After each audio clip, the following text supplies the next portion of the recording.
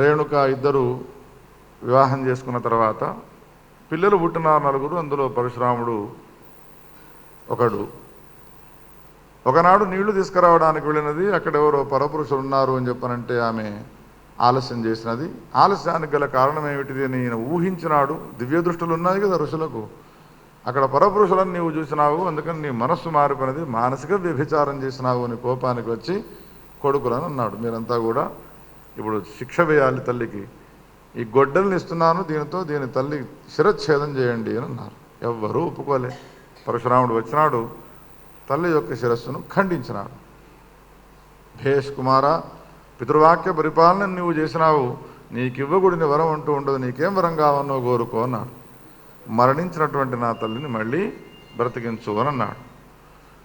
తల్లి మరణించినది మళ్ళీ లేచి కూర్చున్నది ఆ జమదగ్ని యొక్క ప్రభావం వలన. కానీ పితృవాక్య పరిపాలన నిమిత్తమే రామచంద్రుడు అరణ్యానికి పోయినాడు. చేస్తే అటువంటి పనులు చేయాలి. తల్లిని చంపురానంటే చంపినాడు. ఇది సరైనటువంటిదా ఈ ధర్మము? అందుకని తాను పశ్చాత్తాపడ్డాడు, అరణ్యాల్లోకి వెళ్ళినాడు, తీవ్రమైనటువంటి తపస్సు చేయడానికి కూర్చున్నాడు శివుణ్ణి గురించి. దిదృక్షవః సమాజగ్ముః కుతూహల సమన్వితాః. ఆయన యొక్క తపస్సును చూడడానికి ఎంతోమంది వస్తూ ఉండేవాళ్ళు, పోతూ ఉండేవారు. ఎంత తీవ్రమైనటువంటి తపస్సును చేస్తున్నాడు ఈ పరశురాముడు అని. ఇంతలో ఒక వ్యాధుడు వచ్చినాడు. వ్యాధుని వేషంలో శివుడే వచ్చినాడు ఆయన సమీపానికి. వచ్చినటువంటి వ్యాధుడు ఈయన ఇచ్చినటువంటి అతిథి మర్యాదలన్నిటి కూడా స్వీకరించినాడు. చేతుల్లో మాంసఖండాలున్నాయి, చంపినటువంటి పశువులను పట్టుకొని వచ్చినాడు. ఏమయ్యా ఎటు వచ్చినావు నీవు అని అడిగితే, అరణ్యంలోంచి వెళుతూ ఉంటే నీవు కనిపించినావు, అందరూ ఎవరో వచ్చి చూసి వెళుతున్నారు, నేను కూడా ఒకసారి నిన్ను దర్శించాలని వచ్చినాను అన్నాడు.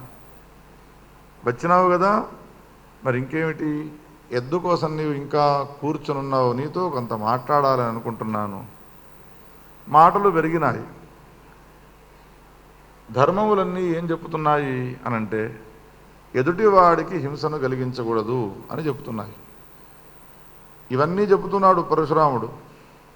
ఆవేశానికి రాకూడదు, హింసను చేయకూడదు, ఎదుటివాడిని ప్రేమతో చూడాలి, జగత్తులో వ్యాపించి ఉన్నదంతా కూడా పరమాత్మ, ఇవన్నీ చెబుతుంటే విన్నాడు. విన్న తర్వాత, ఇన్ని ధర్మాలు నీవు చెప్తున్నావు కదా పరశురామ, అయినప్పుడు నీవే మొట్టమొదటి హింసను చేసినావు. ఆ హింస ఏదో మామూలు నేను ఈ పశువులను పక్షులను చంపి తీసుకుపోయినట్టుగా కాకుండా జన్మనిచ్చినటువంటి తల్లినే నీవు చంపినావు కదా, ఎంతటి పాపాన్ని చేసినావయ్యా అన్నాడు. అందుకే కదా నేను ఈ పాపానికి ప్రాయశ్చిత్తం చేసుకోవడానికి ఈ అరణ్యంలో కూర్చొని నేను తపస్సు చేస్తూ ఉన్నాను అంటే ఈయన నవ్వుతూ అడిగినాడు, పాపాలు చేయడం ఏమిటి, వాటికి తపస్సుకు ప్రాయశ్చిత్తాలు చేసుకోవడం ఏమిటి తపస్సులు చేసి? ఒక్కసారి నీవు ఆలోచించుకొని చాలా విస్తృతమైన రీతిలో ఆయనతో మాట్లాడినాడు. అప్పుడు ఈయన మాటలను విన్న తర్వాత, ఈయన సామాన్యమైనటువంటి వ్యక్తి కాదు, అయితే జనార్దనుడైన నారాయణమూర్తి వేషం వేసుకుని రావాలి, లేకపోతే శంకరుడైనా కావచ్చును అని శివుని యొక్క స్తోత్రాన్ని చేసినాడు. పరమాద్భుతంగా ఉన్నది ఈ సందర్భంలో.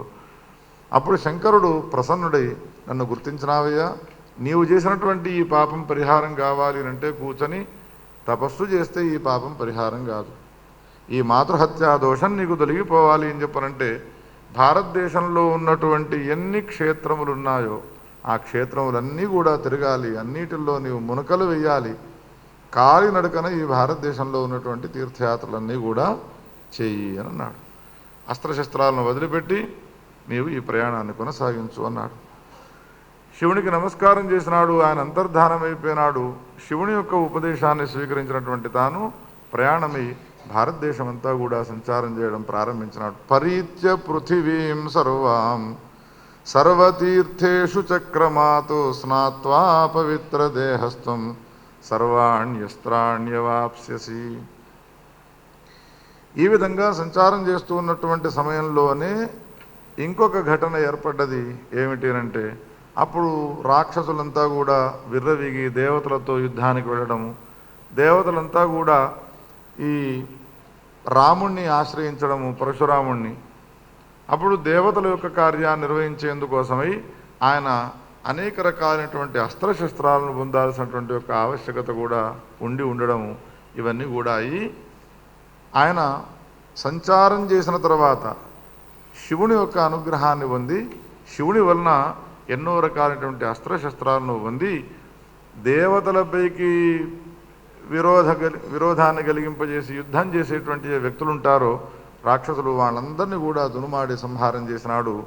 జగత్తులో ఉన్న వాళ్ళంతా కూడా రాముణ్ణి వేనోళ్లగా కొనియాడినారు. ఇది జరిగిపోయినది. కాలాంతరంలో ఆశ్రమానికి వచ్చినాడు కార్తవీర్యార్జునుడు జమదగ్ని ఆశ్రమానికి. వీనికి 1000 బాహువులు ఉంటాయి. ఈ కార్తవీర్యార్జునుడు సామాన్యమైన వ్యక్తి కాదు, మహా ఉపాసకుడు. ఈయనకు ఉండేటువంటి విలక్షణమైనటువంటి అనుగ్రహం ఏమిటి అంటే, ఎవరైనా మతిమరుపుతో ఏదైనా ఒక వస్తువును పోగొట్టుకున్నారనుకోండి, ఈయనను స్మరిస్తే చాలు ఆ వస్తువు ముందే కనబడుతుంది. కార్తవీర్య అర్జునో నామ రాజా బాహు సహస్రవాన్ తస్య స్మరణ మాత్రేణ కృతం నష్టంచ లభ్యతే. సుమారు 15-20 తులాలు దొంగిలించినారు. అయ్యా ఇట్లా అయిపోయింది మా పరిస్థితి, కూడబెట్టుకొని డబ్బును చాలా కష్టపడి అది సేకరించుకున్నాము ఎట్లా అనంటే, ఏం లేదమ్మా మీరు ఈ మంత్రాలు అన్నీ మీరు చేయలేరు కదా, అందుకని శ్రీ కార్తవీర్యార్జునాయ నమః అని పశ్చిమమునకు దీపాన్ని వెలిగించి, గణపతి మోదక ప్రియుడు, సూర్యుడు నమస్కార ప్రియుడు, శంకరుడు అభిషేక అందరూ చెప్తారు ఈ మాట పాపం, నారాయణమూర్తి అలంకార ప్రియుడు, కార్తవీర్యార్జునుడు దీప ప్రియుడు. అందుకని ఆ వెలిగించే దీపం ఉంటుందో అది పశ్చిమానికి వెలిగించి 7 రోజులు ప్రొద్దు మధ్యాహ్నము సాయంత్రం 3 పూటలు శ్రీ కార్తవీర్యార్జునాయ నమః అని జపం చేయమనంటే 7 రోజులు చేసినది 7వ రోజు తలుపులు తీసే వరకు ముందు వారవేసున్నాయి ఆ ఆభరణాలు. అంతటి గొప్పవాడు కార్తవీర్యార్జునుడు. ఆయన కవచము ఉన్నది, ఆయన మంత్రాన్ని అనుష్ఠానం చేసేవాళ్ళు ఈనాటి వరకు కూడా చాలామంది ఉన్నారు. ఎర్రని పూలతో పూజించాలి, ఎర్రని ఆపిల్స్ నైవేద్యం పెట్టాలి, దానిమ్మ విత్తులు నైవేద్యం పెట్టాలి ఆయనకు, కార్తవీర్యార్జునికి ఆ ఉపాసన చేసే వాళ్ళ యొక్క విలక్షణమైనటువంటి లక్షణాలు ఉన్నాయి. వచ్చినటువంటి ఆయనకు పరిచరి ఎంతమంది సేవకులు ఉన్నారో వాళ్ళందరితో కూడుకున్నటువంటి వాళ్లకు పంచభక్ష పరమాన్నాలతో భోజనం పెట్టినాడు. క్షణంలో ఇంత భోజనాన్ని ఎట్లా నీవు సిద్ధం చేసినావయ్యా అనంటే, ఇదంతా నా గోమహిమ అన్నాడు. ఆవు సమీపానికి వెళుతాడు, ప్రార్థన చేస్తాడు, దాని ముఖములో నుండి పంచభక్ష పరమాన్నాలు వెళుతూ ఉంటాయి. 1000 మంది కంటే 1000 మందికి, 2000 మంది కంటే 2000 మందికి. గోసేవ అంత గొప్పనైనటువంటిది ఉంటుంది. చివరికి ఆ కార్తవీర్యార్జునుడు అన్నాడు, భోజనం చేసిన తర్వాత ఇంటికి వెళ్ళిపోతూ, ఈ ఆవు నా దగ్గర ఉండాలి, ఇది ఇవ్వడానికి వీలు లేదు, ఇది హోమధేనువు అని ఈయనంటాడు. చివరికి వాళ్ళిద్దరికీ కూడా యుద్ధం జరిగినది. బలవంతాన లేగదూడ ఏడుస్తూ ఉండగా ఆవును తీసుకుని వెళ్ళినాడు, తన రాజ్యంలో కట్టేసుకున్నాడు. ఇంతలో పరశురాముడు వచ్చినటువంటి పరశురామునికి విషయం తెలిసినది. బయలుదేరినాడు, కార్తవీర్యార్జున రాజ్యానికి వెళ్ళినాడు. ఆయనకు 100 మంది కొడుకులు, మహాబలిష్ఠులు, పర్వతాకారంతో శరీరం కలవాళ్ళు. పరశురాముడు ఆవును తీసుకొని వస్తుంటే ఆ 100 మంది తన ఎదుటికి వస్తే ఎడమ చేయితో ఒక్క వేటు వేస్తే అందరూ కింద పడ్డారు. తీసుకొని వచ్చినాడు, ఆశ్రమంలో కట్టివేసినాడు. కానీ అవమాన భారాన్ని తట్టుకోలేక కార్తవీర్యార్జునుని యొక్క 100 మంది కొడుకులు ఉన్నారో వాళ్ళంతా కూడా, ఒక బ్రాహ్మణుడు వచ్చి ఇంతమంది పర్వతాకారంతో శరీరంతో ఉన్నవాళ్ళను కృషించిన శరీరం గలవాడు ఎడమ చేతితో నెట్టేస్తే కింద పడిపోవడమా, అందుకని మనం పరిహారం తీసుకోవాలి, దీనికి ప్రాయశ్చిత్తం చేయాలి ఆయనకు అని భావించి పరశురాముడు లేని సమయంలో ఆశ్రమంలో ప్రవేశించి జమదగ్ని ఆశ్రమాన్నంతా కూడా అల్లకల్లోలం చేసినారు. జమదగ్ని యొక్క తలను దిగ్గొట్టినారు. అప్పుడు 7 సార్లు అక్షస్థలాన్ని మోదుకుంటూ రామా రామా రామా అన్నారు. పరిగెత్తుకుంటూ వచ్చినాడు. జరిగిన వృత్తాంతాన్ని తెలుసుకున్నటువంటి వాడై అప్పుడు ఒక తీవ్రమైనటువంటి ప్రతిజ్ఞను చేసినాడు. అహంకారంతో కూడుకోనున్నటువంటి ఈ క్షత్రియాధములు ఉన్నారో వీళ్ళు బ్రతికి ఉన్నారు అని చెప్పనంటే జగత్తులో శాంతి జరగదు. అందుకని ఈ జగత్తునంతా కూడా సంచారం చేసి క్షత్రియ కులం లేకుండా చేస్తాను అనేటువంటి భయంకరమైనటువంటి ప్రతిజ్ఞను చేసినాడు. ఇది జరిగిన తర్వాత మొత్తం బ్రహ్మాండంలో ఉన్నటువంటి ఎంతమంది క్షత్రియులు ఉన్నారో వాళ్ళందరినీ సంహారం చేయాలి అనేటువంటి ప్రతిజ్ఞ ఇది. ఇది సామాన్యమైనటువంటిది కాదు. ఎంతో ఎంతో బలాఢ్యులు ఉంటారు, అతిరథ మహారథులు ఉంటారు. అందుకని తాను చేసినటువంటి ఈ ప్రతిజ్ఞ ఇది దుష్ట శిక్షణ, శిష్ట రక్షణ. నేను ఆవిర్భవించినదే అందుకొరకు, పరశురాముడు పుట్టినదే దుష్ట శిక్షణ శిష్ట రక్షణ చేయడం కొరకు. అందుకని ఈ కార్యం నెరవేరాలి అని చెప్పనంటే ఏం చేయాలి? బ్రహ్మదేవుడు వచ్చి ఆయనకు సూచన చేసినాడు. శృణుతాత మహాప్రాజ్ఞ, నీవు చేయాల్సిందల్లా ఒక్కటే, శివలోకం ప్రయాహిత్వం శివస్యాజ్ఞామవాప్నుహి పృథివ్యాం బహవో భూపా సంతి శంకర కింకరా. శివునికి సంబంధించినటువంటి ఏ భక్తులు ఉన్నారో వాళ్ళు చాలామంది ఉన్నాడు ఈ క్షత్రియ కులంలో. ఆయన అనుమతి లేనిది ప్రళయకాలానికి సంబంధించినటువంటి పనులు చేసేవాడు వాడే కాబట్టి వాడి అనుమతి, వాడి ఆశీర్వచనం నీవు స్వీకరించినావు అనంటే నీకు అసాధ్యమైన విషయం అంటూ ఏది ఉండదు అనంటే బయలుదేరినాడు. ఆయన దగ్గరికి వెళ్ళిన నీవు కృష్ణ మంత్రాన్ని ఉపదేశంగా పొందాలి అని చెప్పినాడు వశిష్ఠుడు పరశురామునికి. ఎందుకంటే నారాయణ భక్తులలో శ్రేష్ఠుడైనటువంటి వాడెవడు, వైష్ణవులలో ఉత్తమమైన వైష్ణవుడు ఎవరు అంటే శంకరుడే. అందుకని ఆయన సమీపానికి వెళ్ళి కృష్ణ మంత్రాన్ని నీవు ఉపదేశంగా, కవచాన్ని ఉపదేశంగా పొందు అనగానే, అంతేకాకుండా త్రైలోక్య విజయం అనేటువంటి పేరు గల ఒక కవచం ఉంటుంది, స్తోత్రం ఉంటుంది. ఆ స్తోత్రం నీవు పొందు. బయలుదేరినాడు కైలాసకరానికి. క్రోడే దుర్గాం శతభుజాం వామభాగే కార్తికేయం దక్షిణే చ గణేశ్వరం నందీశ్వరం మహాకాలం వీరభద్రం పురతః. పురాణాల్లో వ్యాసుడు రాస్తాడు ఎవరెవరు ఎక్కడ ఉన్నారు కైలాసంలో. అమ్మవారు ఎక్కడ ఉన్నది? ఆమెకు వేరే సింహాసనమే ఉండదు, శివుని తొడపైన కూర్చొని ఉన్నది. ఎట్లా ఉన్నదండి? శతభుజాం, 100 భుజాలతో కూడుకున్నటువంటి దుర్గాదేవిని తన తొడపైన కూర్చుండబెట్టుకున్నటువంటి వాడిని చూసి దీర్ఘదండ ప్రణామం చేసి పరమాద్భుతమైనటువంటి స్తోత్రాన్ని చేసినాడు. శివుడు సంతోషపడ్డాడు.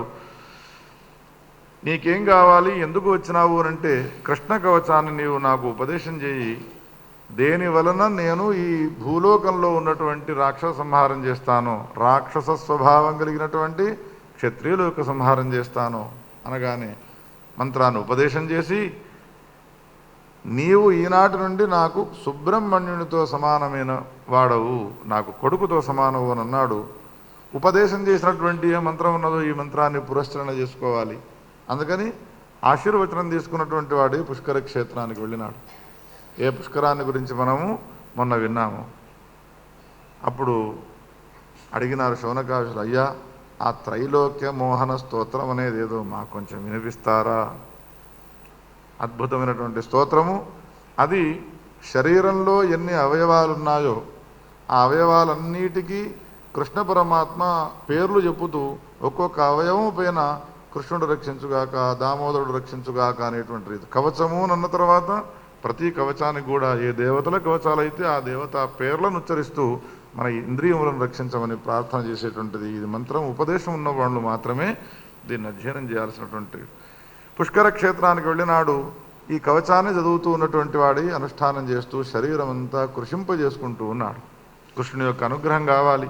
ఆయన అనుగ్రహం అయితే కానీ ఈ ముల్లోకాలను ఆయన జయించలేడు, క్షత్రియ కులాన్ని నాశనం చేయలేడు. అప్పుడు ఒక ఘటన జరిగినది. ఏమిటి అంటే, 2 లేళ్ళు నీళ్లు తాగడానికి వచ్చినాయి ఆ సరస్సులో. భయంకరమైనటువంటి ఒక పులి వాటిని చంపడానికి వస్తూ ఉన్నది. ఈ పరశురాముడు పక్కనే తపస్సు చేసుకుంటూ కూర్చున్నాడు. ఈయన చూడగానే ఆ 2 లేళ్ళు ఒకసారి చకితులైపోయిన, అబ్బా మన జీవితం ధన్యమైపోయినది. ఏ అనంతకోటి బ్రహ్మాండ నాయకుడైన శ్రీమన్నారాయణమూర్తి పరశురాముడిగా అవతరించినాడో ఆయనను చూస్తూ ఉన్నామే మనము. ఒక లేడీ ఇంకొక లేడీతో చెప్పుతున్నది. ఎంత అదృష్టవంతులము. ఈ తపస్సు చేస్తున్నటువంటి ఏ పరశురాముడు ఉన్నాడో ఈ పరశురామునికి పశుపక్ష్యాదుల భాష బాగా వచ్చును. మనందరి అదృష్టం బాగా ఉండి వాటి భాష రాదు కాబట్టి బ్రతికిపోతున్నాం. ఏం జరిగినదో తెలుసునా? వస్తే ఏమవుతుంది, భగవంతుడు మనకు కూడా ఆ భాష నేర్పితే బాగుండు అనుకుంటాం. ఒక రాజుగారికి గురువుగారు వస్తే నాకు అన్ని పశుపక్షాల యొక్క భాషను నేర్పు అని ప్రార్థించినాడు. ఇది కూడా వ్యాసుడు పురాణంలో రాసినదే. ఉపదేశం చేసినాడు. అన్ని పశుపక్షాదుల యొక్క భాష వస్తున్నది. ఇంతలో ఒకనాడు ఆయన ఏం చెప్పినాడు గురువుగారు అంటే, నీవు ఆ పశుపక్షాదులు ఏమనుకున్న విషయాన్ని ఎదుటివానికి చెప్పినావనుకో నీ తల 1000 వక్కలవుతుంది, అందుకని నీవు ఎవరికి చెప్పకూడదు అని. సరే తీసుకున్నాడు. ఇంతలో ఏమైపోయినది, భోజనానికి కూర్చున్నాడు. ఎదుట మహారాణి కూడా భోజనం చేస్తూ ఉన్నది. ఈ భోజనం చేస్తున్న సమయంలో రాజుగారి లడ్డూలో ఉన్నటువంటి స్వీటును తీసుకొని మహారాణి దగ్గరికి వెళుతూ ఉన్నది ఆ చీమ. మార్గ మధ్యంలో ఇంకొక చీమ కలిసిన దానికి. అవి రెండూ మాట్లాడుకుంటూ ఉన్నాయి. ఏమనుకుంటూ ఉన్నాయి అంటే, ఈ ఆడచీమ మగ చీమతో అంటున్నది, నీవు ఈ లడ్డూ చక్కెర తీసుకుని వచ్చి రాణిగారి ప్లేట్లో వేస్తున్నావు కదా, నేను కూడా తీసుకుని వచ్చి రాజుగారి ప్లేట్లో వేస్తాను అని అంటే, అప్పుడు ఈ మగ చీమ ఏమంటుంది అని అంటే, ఇక్కడి ఎంగిలి అక్కడికి రావచ్చును కానీ ఆ ఎంగిలి ఇక్కడికి రావడానికి వీల్లేదు అనగానే నవ్వు వచ్చినది రాజుగారికి. భోజనం చేస్తున్నారు గంభీరంగా. ఒక్కసారి నవ్వే వరకు ఎందుకు నవ్వినావు చెప్పు అంటుంది మహారాణి. ఏమీ లేదే అంటాడు. ఒకవేళ ఏదో చెప్పినాడు అనుకో ఏమవుతుంది, తల పగిలిపోతుంది, అందుకని చెప్పాడు.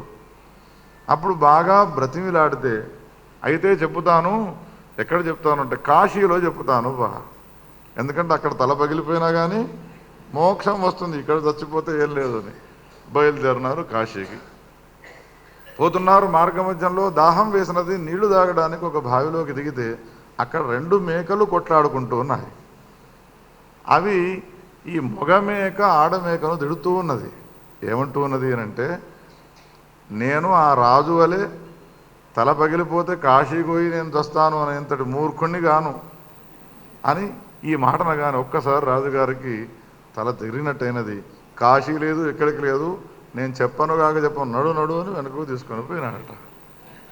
పశుపక్షాదుల యొక్క భాష మనకు వచ్చినదనుకోండి, దానివల్ల మనకు ప్రయోజనం లేదు. అంతేకాదు పశుపక్షాదులన్నీ కూడా మనను గురించి తిట్టుకుంటూ ఉంటాయి. అవి మనం వినలేము కాబట్టి. ఎందుకు ఈ మాటను నేను అన్నాను అంటే, పురాణాలన్నీ మనం చదివితే పశుపక్షాదులు మనను గురించి ఏ విధంగా అనుకుంటాయో మనకు బాగా తెలుస్తుంది. ఆ భాష వ్యాసునికి వచ్చును కాబట్టి వ్యాసుడు మనకి ఈ విషయాలు చెప్తాడు. ఈ లేళ్ళు ఏమంటున్నాయి అంటే, పరశురాముడు ఇన్నేళ్ల నుండి తపస్సు చేస్తూ ఉన్నాడు, కానీ ఈయన చేసేటువంటి అనుష్ఠానం సరిపోదే. మరి ఇక్కడ మనం ఎందుకున్నాము అనంటే, ఆ వచ్చేటువంటి ఏ పులి ఉన్నదో ఆ పులి మనం చంపడానికి రాదిక్కడికి. ఎందుకో తెలిసిన, మహాతేజస్సుతో విరాజిల్లేటువంటి పరశురాముడిని చూసి భయపడి అక్కడనే ఉంటుంది. మనం రక్షింపబడాలంటే ఇక్కడి నుంచి కదిలినామనుకో, ఒకవేళ ఆ పులి ఇక్కడికి వస్తే మన పైన పడి చంపడానికి చూస్తే ఇట్లా చూస్తాడు ఆయన కనుచూపులతో అది భస్మం అయిపోతుంది. ఈ మాటలన్నీ వింటున్నాడు ఈయన. చివరికి మంత్రం సాధయతో భద్రే నచ తత్సిద్ధిరేతి అత్రాస్తి కారణం భక్తి సాచవై త్రివిధా మత.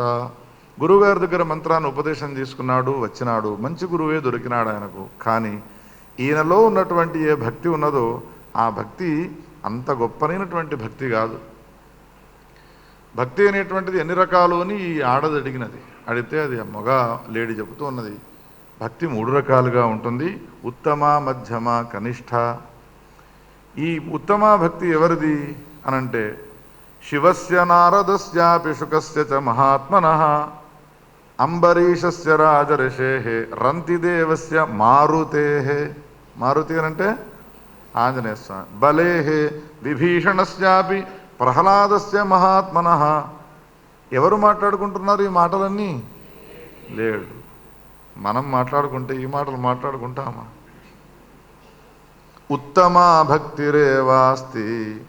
ఇంకా కొంతమంది ఉన్నారు. ఎవరు అంటే బృందావనంలో ఉండేటువంటి గోపికలు. వీళ్ళందరిది కూడా ఉత్తమ భక్తి అని అంటారు. అని ఈ విధంగా చెబుతూ మధ్యమ భక్తి ఎవరు, అధమ భక్తి ఎవరు అనే మాటను చెబుతూ, ఈ పరశురాముడిది మాత్రం ఈ 3 భక్తుల్లో ఏది చేరినవాడు కాదు. ఈయన ఏదో ఒకటి సాధించాలి అని అనుకున్నాడు, గురువుగారి దగ్గరికి వెళ్ళినాడు, ఈ మంత్రాన్ని అనుష్ఠానం చేస్తున్నాడు. అనగానే దీనికి సందేహం కలిగినది. ఇదేమిటే, ఇన్ని విషయాలు నీవు చెబుతూ ఉన్నావు, ఇదొక్కటే కాదు జరగబోయే విషయాలు కూడా నాకు బాగా తెలుసును అన్నది. ఇవన్నీ నీవు చెప్పడానికి గల కారణం ఏమిటి, ఎట్లా చెప్పగలుగుతున్నావు అంటే, గత జన్మలో నేను ఒక బ్రాహ్మణునికి, మనం 4 అన్నదమ్ములం, వేదశాస్త్రాలు బాగా అధ్యయనం చేసి సదాచారవంతులమైనటువంటి మనము ఒకనాడు అరణ్యానికి వెళ్ళినాము పుల్లలు తీసుకురావడానికి. ఇంతలో ఏమైపోయినది, భయంకరమైనటువంటి ఒక లేడీ వచ్చి పులి వచ్చి మనం చంపడానికి పూనుకున్న సమయంలో ఆ పులి ఇదివరకే కొన్ని మృగములను చంపి లేళ్లను చంపి చేతుల్లో పెట్టుకుని వచ్చి మనం చంపుతున్న సమయంలో, ప్రాణత్యాగం చేసే సమయంలో ఆ లేడీ పిల్లలను చూస్తూ మరణించినాము. అందుకని మనకి లేడీ జన్మ వచ్చినది. గత జన్మలో ఉన్నటువంటి ఏ జ్ఞానం ఉన్నదో అది మనకి ఇట్లా కొనసాగుతూనే ఉన్నది. ఈ భూత భవిష్యత్ వర్తమా అయితే మరి భవిష్యత్తులో ఏం జరుగుతుందో చెప్పు. పరశురామునికి మనం మాటలు విన్న తర్వాత ఆయన ఏమవుతాడు? ఏం లేదు, ఈ పుష్కర క్షేత్రాన్ని వదిలిపెడతాడు. మరి ఈయనకు ఎక్కడికి వెళితే ఉత్తమ భక్తి ఏర్పడుతుంది, ఎవరి ద్వారా ఇంకా మంత్రాన్ని ఉపదేశం చేసుకోవాల్సిన అవసరం ఉన్నది అని అడిగితే అప్పుడు ఆ మగ లేడీ చెబుతుంది, అగస్త్యుని ఆశ్రమానికి వెళ్ళి అగస్త్యుని ఆశ్రమంలో గనక ఒకవేళ కృష్ణునికి సంబంధించినటువంటి అయిన మంత్రాన్ని గనక ఒకవేళ ఆయన ఉపదేశం చేసినాడు అనుకో, తప్పకుండా ఆయనకు ముల్లోకాలం చేయించేటువంటి. ఈ మాట విన్న తర్వాత ఇక ఆయన అనుష్ఠానం కొనసాగించాలి అని అనిపించలే. పరశురాముడు ప్రయాణమే వెళుతూ ఉన్నాడు. ఇంకేమిటే మనం కూడా వెళదాం పదా, మనమెందుకే ఆయన వెంట అనంటే దాన్ని వింటే వచ్చే ప్రయోజనం ఏమిటో నీకే తెలుస్తుందిరా అని తీసుకొని వెళ్ళినాడు. ఆ అగస్త్యునికి నమస్కారం చేసినాడు. ఏమయ్యా ఎవరు నీవు అంటే తన పరిచయం అంతా చేసుకొని పుష్కర క్షేత్రంలో శివుని యొక్క మంత్రాన్ని ఉపదేశం చేసుకుని నేను అనుష్ఠానం చేస్తున్న సమయంలో ఆ 2 లేళ్లు ఈ విధంగా మాట్లాడినాయి. అందుకని దేశంలో ఉన్నటువంటి క్షత్రియుల యొక్క కులాన్ని నాశనం చేసే సామర్థ్యం నాకు రావాలి చెప్పరంటే కృష్ణానుగ్రహం కావాలి. దానికి నీవు ఆ స్తోత్రాన్ని నాకు ఈ స్తోత్రము పేరు కృష్ణామృత స్తోత్రము అని అంటారు. ఈ స్తోత్రాన్ని నాకు అనుగ్రహించవయ్యా అనగానే ఇంకేమిటి, లోకోపకారకమైనటువంటి కోరికను అడిగినందుకు గాను కూర్చోమన్నాడు. అగస్త్యుడు సంకల్పం చేసి ప్రారంభం చేసినాడు. చతుర్భుజాత్త చక్రాసి గదా శంఖాద్యుధాయుధ దేవకీ నందన శ్రీశో నందగోప ప్రియాత్మజ. అమృతము అనంటే ఎట్లా ఉంటుందో మనకు తెలియదు, కానీ వ్యాసుడు ఏం చేస్తాడు, పురాణాలు రాసి పురాణములలో స్తోత్రములు అనేటువంటి అమృతాన్ని అప్పుడప్పుడు మనకు పంచుతూ ఉంటాడు. కృష్ణుడు పుట్టినప్పటి నుండి మొదలుకొని అవతారాన్ని సమాప్తి చేసేంత వరకు ఎన్ని లీలలు ఆయన చరిత్రలో ఉన్నాయో ఈ కృష్ణామృత స్తోత్రంలో అవన్నీ ఉన్నాయి. ఈ శ్లోకములనన్నిటిని కూడా ఉపదేశం చేసినాడు ఆయన. ఇది చాలా గొప్పనటువంటి స్తోత్రము అని అన్నాడు. ఈ స్తోత్రమును లేళ్లు కూడా వచ్చి విన్నాయి. ఉన్నట్టుండి అక్కడ ఒక శబ్దధ్వని కలిగినది. ఏమిటి? ఆ లేళ్లు మరణించినాయి, ఒక దివ్య శరీరం వాటికి వచ్చినది, విమానం ఎక్కినటువంటివి, అవి ఉత్తమ లోకమైన వైకుంఠధామానికి వెళ్ళిపోతూ ఉన్నాయి. ఎందుకు చెప్పండి? స్తోత్రమును ఉపదేశం పొందడం వలన కాదు, ఈ స్తోత్రమును వినడం వలనే వాటికి అటువంటి పరిస్థితి ఏర్పడ్డది. అందుకని విమానాలు వస్తాయని చెప్పి మీకు మాత్రం వినిపించడం లేదు. ఇదం రామ మహాభాగ స్తోత్రం పరమ దుర్లభం శృతం సాక్షాత్ భగవత శేషాత్ కథయత కథా. ఇంకేమిటి?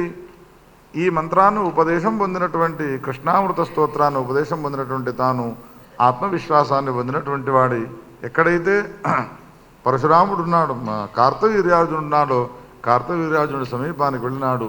భయంకరమైనటువంటి సంగ్రామం జరిగినది. జగత్తులో ఉన్నటువంటి క్షత్రియ కులాన్నంతా కూడా నాశనం చేస్తూ ఉన్నాడు. చిట్ట చివరివాడైనటువంటి ఏ క్షత్రియాధముడైనటువంటి కార్తవీర్యార్జునుడు వాడిని సంహరించడం కోసం వెళ్ళినాడు. వాని బలాన్నంతా కూడా నాశనం చేసి చివరికి కార్తవీర్యార్జునుడి యొక్క సంహారం కూడా చేసినాడు. భక్తవత్సల భగవానికి తాను జగత్తులో ఇంత గొప్పనైనటువంటి పనిని చేసి యదా యదా హి ధర్మస్య గ్లానిర్భవతి భారత అభ్యుత్థానమ ధర్మస్య అని అధర్మాన్ని అధర్మము వృద్ధి చెందుతున్న సమయంలో ధర్మాన్ని రక్షించే నిమిత్తమే ఆవిర్భవించి ఈ పనిని చేసినటువంటి, ఇంత గొప్పనైనటువంటి పనిని చేయడానికి తనకు కారణమైనటువంటి ఏ ప్రభు అయినటువంటి శంకరుడు ఉన్నాడో ఆ శంకరునికి కృతజ్ఞత చెప్పాలి అని బయలుదేరి కైలాసానికి వెళ్ళినాడు. కైలాసానికి వెళ్ళగానే కైలాసంలో శంకరుడు పార్వతీదేవి సమేతుడై అంతఃపురంలో ఏకాంతంలో ఉన్నాడు. ఇంతలో ఏమైపోయినది, లోపలికి ఎవరిని వెళ్ళనివ్వకుండా మధ్యలో ఆ ద్వారదేశంలో వినాయకుడు కూర్చొనున్నాడు. పరశురాముడు ఉత్సాహంగా బయలుదేరి వస్తూ ఉన్నాడు. వెళ్ళాలి, ఒకసారి దారినివ్వవయ్యా అన్నాడు. అంటే వినాయకుడు అన్నాడు, క్షణం తిష్ట మహాభాగా, నీకు ఇప్పుడు దర్శనం కాదు. ఎందుకో దర్శన, మా తల్లిదండ్రులు ఇద్దరు కూడా ఏకాంతంలో ఉన్నారు. ఏకాంతంలో ఉన్న సమయంలో ఎవరూ వెళ్ళకూడదని నీకు తెలియదా అంటే, తల్లిదండ్రులు ఏకాంతంలో ఉన్న సమయంలో కొడుకులు వెళ్ళవచ్చును, నేను వెళ్ళవచ్చును, నీవు వెళ్ళడానికి అవకాశం లేదు కదా అని పరశురాముడిని అడిగితే, ఏనాడో నన్ను కొడుకుని చేసుకున్నాడు మీ తండ్రి. మంత్రోపదేశం చేసినప్పుడు అన్నాడు కదా, నీవు సుబ్రహ్మణ్య స్వామితో సమానమైనటువంటి వాడవు అని.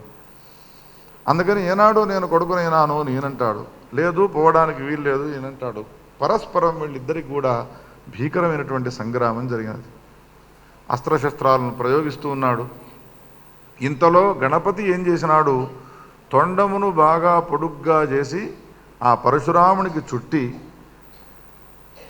తల్లిని సంహారం చేసినందుకు గాను ఎన్ని యాత్రలు తీర్థాలు తిరిగి వచ్చినాడో ఈ తొండముతో ఆయన చుట్టి మొత్తము భారతదేశం అంతా గిర దింపుగా వచ్చినాడు, నేలగొట్టినాడు.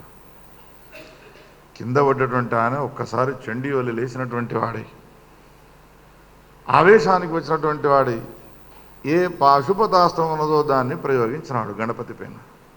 ప్రయోగించగానే భయంకరమైనటువంటి అగ్నికిలను ప్రసరింపజేస్తూ వస్తున్నటువంటి దాన్ని స్వీకరించినాడు, నిందించలేదు. ఆ వచ్చినటువంటి ఏ అస్త్రం ఉన్నదో అది ఆయన యొక్క దంతాన్ని విరగొట్టినది. నెత్తురుగారుతూ కింద పడిపోయినాడు. ఆ శబ్దధ్వని వినగానే లోపల ఉన్నటువంటి పార్వతీదేవి పరిగెత్తుకుంటూ వచ్చినది అంతఃపురంలోంచి. చివరికి ఏం జరిగినది, ఆవేశంతో ఉన్నటువంటి పరశురాముడు అమ్మల పొదలోంచి అస్త్రశస్త్రాలను తీస్తూ కనబడ్డాడు. దంతము భగ్నమైపోయి నెత్తురుగాడుతూ నేలపైన పడిపోయినటువంటి గణపతి కనబడ్డాడు. పరిగెత్తుకుంటూ వెళ్ళి ఆ గణపతిని తన ఒళ్ళో పెట్టుకున్నటువంటిది. వెనక వచ్చినటువంటి ఏ శంకరుడున్నాడో ఆ శంకరుడిని రుసరుస చూపులతో చూస్తున్నది కోపంగా. ఎందుకే నాపై కోపానికి వస్తున్నావు నీవు అని అంటే, ఇవ్వవయ్యా, వచ్చిన వాళ్ళందరికీ మంత్రాలు ఇవ్వు, ఉపదేశాలు ఇవ్వు. నీవిచ్చిన మంత్రాన్ని ఉపదేశంగా ఉంది, చూసినావా? వీడు ఏం చేసినాడో చూడు, తిన్న ఇంటి వాసాలను లెక్కబెట్టినాడు. చివరికి మన ఇంటికి వచ్చి మన కొడుకునే వీడు సంహారం చేసినాడు. నీవు ఇచ్చినటువంటి అస్త్రశస్త్రాల యొక్క ప్రభావమే కదా ఇది. అయ్యో అది కాదు అని ఏమో మాట్లాడడానికి వెళుతుంటే శివుడితో కోపానికి వచ్చి, నీవేమీ మాట్లాడే అవసరం లేదు, నీతో సంసారం చేసి చాలా అయినది, ఇక నేను నా ఇద్దరి పిల్లలను తీసుకున్నటువంటి దాన్ని నా తండ్రి గారింటికి వెళ్ళిపోతాను అని తయారవుతూ ఉన్నది.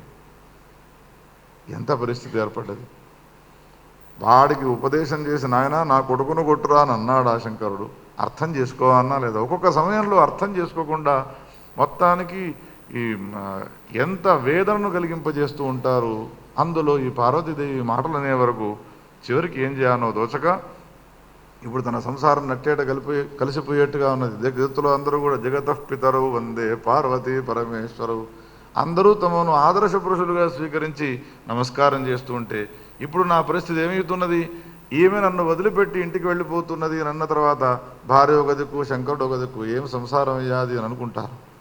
అందుకని ఈ సమస్యను పరిష్కారం చేసుకోవాలి అని చెప్పాలంటే, పరిష్కారం చేసేవాడల్లా ఒక్కడే. ఎవడు వాడు అంటే గోలోకాధీశుడైనటువంటి కృష్ణ పరమాత్మ అని కృష్ణుడిని ప్రార్థించినాడు. శ్రీకృష్ణ గోవింద మురారే హే నాథ నారాయణ వాస్. నా సంసారం చాలా చిక్కుల్లో పడిపోయినది స్వామి, ఒకవేళ నీవు గనక రాకపోయినట్టయితే ఇద్దరు కొడుకులను సంకల్లో ఎత్తుకున్నటువంటిది ఆమె హిమాలయానికి వెళ్ళిపోతుంది, నీవే రక్షించాలి. గోలోకాధీశుడైనటువంటి పరమాత్మ తానేం చేసినాడు, స్మృతమాత్రోథ భగవాన్ కేశవ ప్రణతార్తిహ. స్మరించగానే కేవలం తానొక్కడే కాకుండా తన భార్య అయినటువంటి రాధాదేవితో కూడుకున్నటువంటి వాడి ప్రత్యక్షమైనాడు. భక్తవత్సల భగవానికి. కృష్ణుడు ఇంకేమిటి ఆవేశంగా ఉండి సామగ్రి అంతా సదురుకుంటూ ఉన్నది, కోపానికి వచ్చినది, రుసరుసలాడుతూ ఉన్నది. అమ్మా ఇంకా వాడు చావలేదు, ఇంకా అదొకట దంతం భగ్నమైతేనే ఇంత ఆవేశంతో చచ్చిన తర్వాత నా పరిస్థితి ఇంకెట్లా ఉండేది. ఎవరింత చెప్పినా వినకుండా ఉన్న సమయంలో ఆమె యొక్క ఉగ్రత్వాన్ని శాంతింపజేయడం కోసమే కృష్ణ పరమాత్మ పార్వతీ సమీపానికి వెళ్ళి స్తోత్రం చేస్తూ ఉన్నాడు. అయినగనందిని నిందిత చంద్రముఖిత్వమిమం జమదగ్నిసుతం నయ నిజహాంతర సరోజ ఉద్భుత అని ఏదైతే మనం మహిషా